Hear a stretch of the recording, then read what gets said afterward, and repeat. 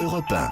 Il est 6h54, c'est l'heure de la question santé d'Europe 1 avec vous Jean-Philippe Ballas. Dinde et boudin mardi, aspirine et paracétamol mercredi. C'est un proverbe made in Jean-François Lemoyne.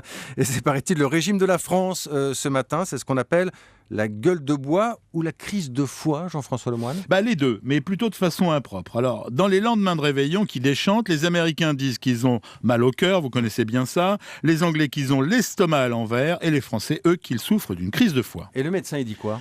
Le médecin, il préfère parler d'indigestion, une affaire qui n'a donc rien à voir avec le cœur, mais qui concerne plutôt tout le mécanisme de la digestion, donc effectivement le foie, mais aussi l'estomac.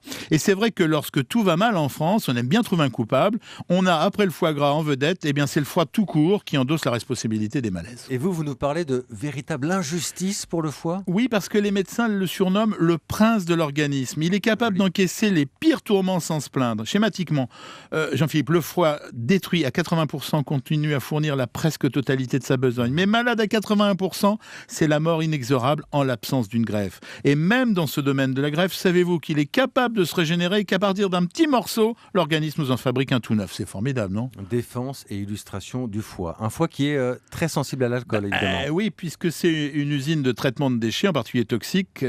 En cas d'intoxication médicamenteuse ou alimentaire, c'est d'abord le foie qui trinque. Et trinquer, c'est d'ailleurs le bon mot, car son principal ennemi, c'est effectivement l'alcool, qui détruit ses cellules avec lenteur, certes, mais efficacité, pour aboutir à une maladie qui a longtemps fait partie de notre patrimoine médical. On en parle un peu moins, mais qui s'appelle la cirrhose. Oui. Alors, même si notre foie est presque éternel, c'est pas une raison pour ne pas le respecter. Au même titre que l'on protège son cœur, que l'on réchauffe ses articulations ou que l'on exerce sa mémoire, se mettre au régime, c'est pas seulement pour améliorer sa ligne, mais pour laisser un petit peu souffler le petit prince. Le petit prince. Il faudra y penser dans les jours qui viennent, car toutes les potions miracles en vente libre dans les pharmacies ou prescrites par les médecins pour aider le passage des fêtes ne sont que des leurres inutiles. Alors ça, on y pensera pour l'année prochaine. Mais ce matin, on gère l'urgence. Qu'est-ce qu'on fait?